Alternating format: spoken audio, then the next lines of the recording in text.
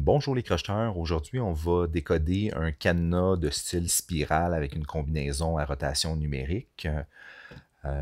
Pour ceux qui ne sont pas familiers avec ce type de cadenas-là, on les utilise surtout pour les vélos. Lorsqu'on met la bonne combinaison, le cadenas va se séparer en deux parties.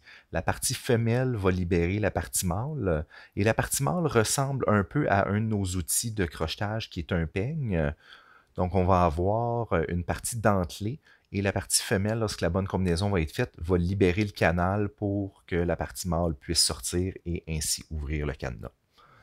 On n'utilisera pas d'outils, contrairement au crochetage de serrure à goupille. Par contre, on va utiliser une technique similaire qui est de trouver le binder. Donc, pour trouver un binder dans une serrure à goupille, on va avoir besoin d'une barre de tension. Comme je vous ai dit, on n'a pas besoin d'outils dans ce cas-ci. Donc, qu'est-ce qui va servir de tension? Ça va être nos mains. On va devoir appliquer une force considérable. On va devoir tirer, faire une traction sur le cadenas. Quoi d'autre qu'on va avoir besoin? Un crayon, un bout de papier. Il est possible qu'on ait plusieurs combinaisons à essayer, mais de façon générale, c'est qu'on a perdu la combinaison du cadenas. Donc, c'est mieux que dans ce cas-ci, 10 000 combinaisons. Ça se peut qu'on en essaie une dizaine, une vingtaine.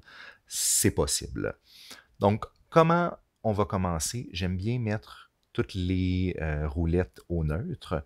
Je vais appliquer une tension avec mes deux mains et je vais rouler, faire tourner la roulette jusqu'à temps que je sente ce qu'on appelle une gate ou une fausse gate. Donc, c'est une entaille en forme de demi-lune à l'intérieur de la roulette et c'est ce qui va laisser passer la partie mâle et on le sent et on peut même l'entendre. Donc, je vais faire 2 tours juste pour être sûr. J'ai rien senti à la roulette numéro 1, rien à la roulette numéro 2. Je peux aussi aller avec des mouvements de va-et-vient tout au long. Des fois, ça nous permet de sentir des gates un peu plus subtiles. Rien à la roulette numéro 2. Rien à la roulette numéro 3. Donc, ça veut dire que notre binder, c'est la roulette numéro 4.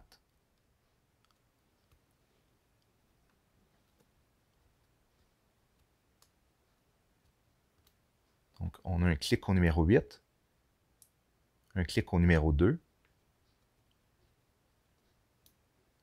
8. 2. Donc, le dernier chiffre, ça va être un 8 ou un 2.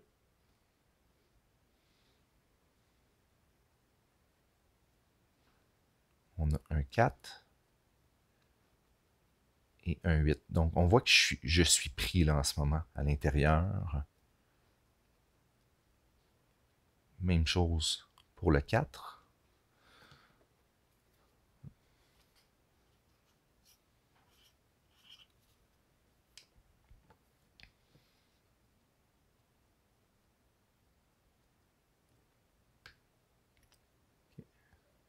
Donc, on peut voir ici que au niveau du 6, on est rendu proche. Là, on en a, selon moi, on en a 2 et on serait à la 3e. Donc, on voit que le numéro 6, sans aucun doute, vient nous donner du jeu. Donc, on a un 6 au numéro 3.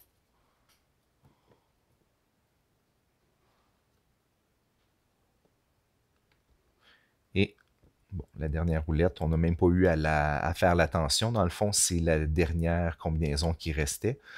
Donc, on est en mesure de pouvoir l'ouvrir. On voit la partie mâle, la partie femelle dans laquelle on va l'insérer. Donc, dans ce cas-ci, notre combinaison était le 46-42. On a bien vu la réaction du cadenas pour chacune des rondelles. Tous les types de cadenas de ce genre-là, la très, très, très grande majorité, fonctionnent de cette façon-là et peuvent être décodés.